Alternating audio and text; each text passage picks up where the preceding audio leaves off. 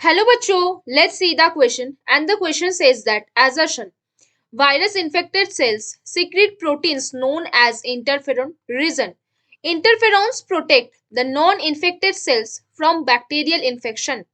Option A, if both assertion and reason are true, reason is the correct explanation of the assertion. Option B, if both assertion and reason are true, but reason is not the correct explanation of assertion. Option C, if assertion is true but reason is false. Option D, if assertion is false but reason is true. तो आ जाओ बच्चों, थोड़े से की concept के ऊपर बात कर लेते हैं, चीजों को अच्छे समझ लेते हैं तो क्वेश्चंस को हम बहुत इजीली और बहुत अच्छे से सॉल्व कर सकते हैं, है ना बच्चों।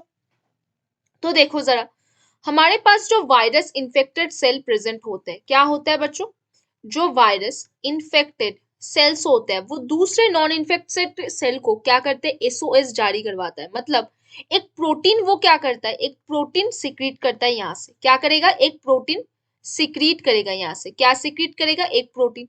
और जो प्रोटीन वो सिक्रीट करेगा उसको आप क्या बोलोगे, इंटरफेरोन। इंटरफेरोन क्या होता है, एसओएस की तरह होता है, जो बेसिकली क्या है, आसपास में जो नॉन इन्फेक्टेड सेल है उसको क्या करेगा, उसको अलर्ट साइन देगा कि मेरे पास एक वायरस इन्फेक्टेड सेल प्रेजेंट है ना।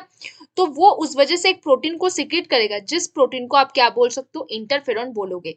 अब इंटरफेरॉन का क्या काम होगा, इंटरफेरॉन प्रोटेक्ट करेगा, क्या काम होगा, इंटरफेरॉन इंटरफेरॉन प्रोटेक्ट करेगा नॉन इन्फेक्टेड सेल को, क्या करेगा, नॉन इन्फेक्टेड सेल को वो प्रोटेक्ट करेगा फ्रॉम, किस चीज से, फ्रॉम वायरस इन्फेक्टेड सेल, कहां से, वायरल इन्फेक्शन से वो प्रोटेक्ट करेगा, है ना बच्चों। तो जरा देखो, हमारे पास जो एजर्शन है, एजर्शन पे हमें क्या बोला गया है, बोला गया है कि वायरस इन्फेक्टेड सेल जो होता है वो एक प्रोटीन सिक्रेट करता है जिसका नाम है इंटरफेरॉन। हाँ बिल्कुल सही, हमें तो ये सही लगता है, तो इससे आप क्या लिख लो, ट्रू लिख लो।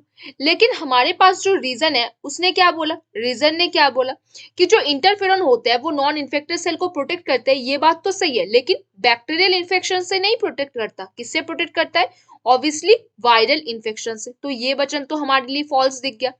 तो हमारे पास जो एजर्शन है वो हमारे पास ट्रू है और जो रीजन है वो तो फॉल्स है ना। तो पहला स्टेटमेंट जो है कि assertion and reason both are true, ये तो गलत बात है। फिर बोला गया है ऑप्शन बी में कि assertion and reason both are true, ये भी गलत बात है। फिर ऑप्शन सी बोलता है assertion is true but reason is false, ये सही है। ऑप्शन डी बोलता है assertion is false but reason is true, ये भी गलत बात है। तो यहाँ पे कौन सा सही आंसर बन गया बच्चों, ऑप्शन सी। कौन सा यहाँ पे सही आंसर बन गया, option C, assertion is true and reason is false will be the correct answer। तो बच्चों hope you understand the question very well. Best of luck बच्चों।